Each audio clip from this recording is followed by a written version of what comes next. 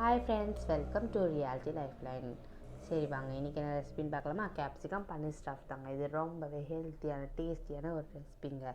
இதோட முழு வீடியோ நம்ம போய் பார்க்கலாமா? அதுக்கு முன்னாடி நம்மளோட சேனலுக்கு மறக்காமல் உங்களோட சப்ஸ்கிரைபர் அது மட்டும் இல்லாமல் சப்போர்ட்டை எப்பவுமே கொடுத்துட்டே இருங்க. தேவையான இன்க்ரீடியன்ஸ் என்ன பார்த்தீங்கன்னா, குடை மிளகாய், பன்னீர், வெங்காயம், மிளகாய்த்தூள், கரம் மசாலா, உப்பு, பட்டர் தாங்க. நான் எடுத்திருக்க பன்னீர் என்னென்னா, மில்க் மிஸ் பன்னீரை நல்லாவே துருவி வச்சுருக்கேன். ஓகேவா? அதுக்கப்புறமா குட்டி குட்டியாக வெங்காயத்தை கட் பண்ணி எடுத்து வச்சுக்கோங்க. அதை இதில் ஆட் பண்ணிக்கோங்க. அதுக்கப்புறம் உப்பு, நான் ஆட் பண்ண உப்பு பிங்க் ஹிமாலயன் சால்ட்டுங்க. அப்புறம் ரெட் சில்லி பவுடர், நான் காஷ்மீர் ரெட் சில்லி பவுடர் கலருக்காகவே சேர்த்துருக்கேங்க.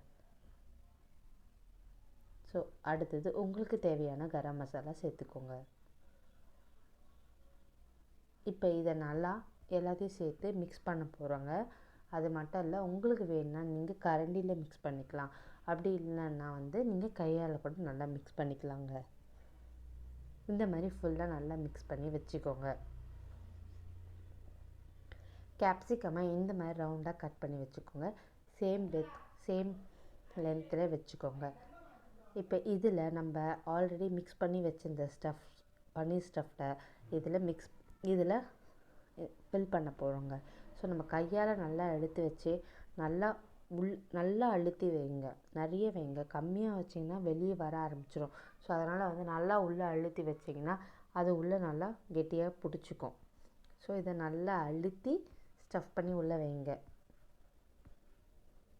அப்புறம் பேன் ஹீட் ஆன பட்டர் போடுங்க. அதுக்கப்புறம் இதை ரெண்டுத்தையுமே வேக வைக்கிறதுக்காக வச்சுடுங்க. இப்போது லோ ஃப்ளேமில் மூடி 5 மினிட்ஸ் வச்சுருங்க ஒரு பக்கம். திரும்பி 5 மினிட்ஸ் லோ ஃப்ளேமில் இன்னொரு பக்கமும் திருப்பி வச்சுருங்க. இப்போது இது ரெண்டுமே குக் ஆகிட்டதுக்கப்புறம் சர்வ் பண்ண ரெடிங்க. தேங்க்ஸ் ஃபார் வாட்சிங்.